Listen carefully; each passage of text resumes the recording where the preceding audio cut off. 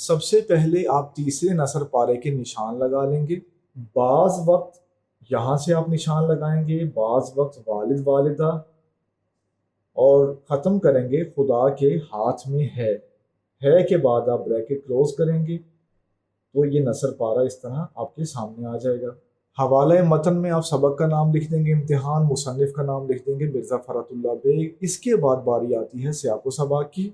सियाको सबाक का आगाज़ आप इन अल्फाज में कर सकते हैं कि मुसन्निफ़ अब इस मज़मून में अपनी तालिब इल्मी की ज़िंदगी की बेफिक्री को और आवारगी को दिलचस्प अंदाज में बयान करता है। वो पढ़ाई की आड़ में दोस्तों से मिलना मिलाना और अपने मशागिल जारी रखना पसंद करता है।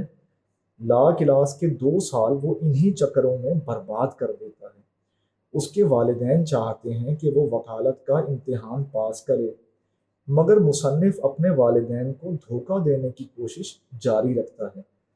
जब मुसन्निफ़ के इम्तिहानात शुरू होते हैं तो उसकी ज़रा भी तैयारी नहीं होती। वो गैबी इमदाद और पर्चों की उलट फेर का मुंतज़िर होता है। इन बातों को आप अपने अल्फाज में लिख देंगे तो इस नसर पारे का सियाको सबाक मुकम्मल हो जाएगा। आइए बढ़ते हैं इस नसर पारे की तशरीह की तरफ। इस नसर पारे की तशरीह का आगाज़ आप इन अल्फाज से कर सकते हैं कि मुसन्निफ़ के घर वाले ये समझते थे कि वो कमरे में रहकर रात दिन पढ़ाई करता है।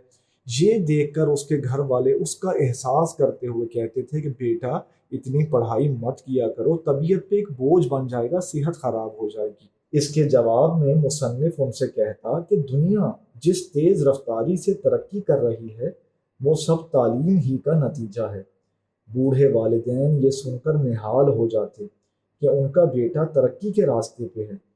मुसन्निफ इसी तरह वालिदैन को बहलाता फुसलाता रहा और इम्तिहान करीब आ गए।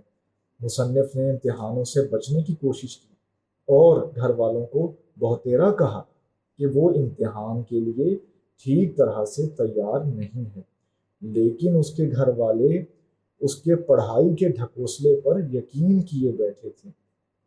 मुसन्निफ ने एक और हरबा आजमाते हुए अपने वालिदैन से कहा कि अगर वो फेल हो गया तो उसका जिम्मेदार वो ना होगा, क्योंकि उसकी अभी तैयारी मुकम्मल नहीं है।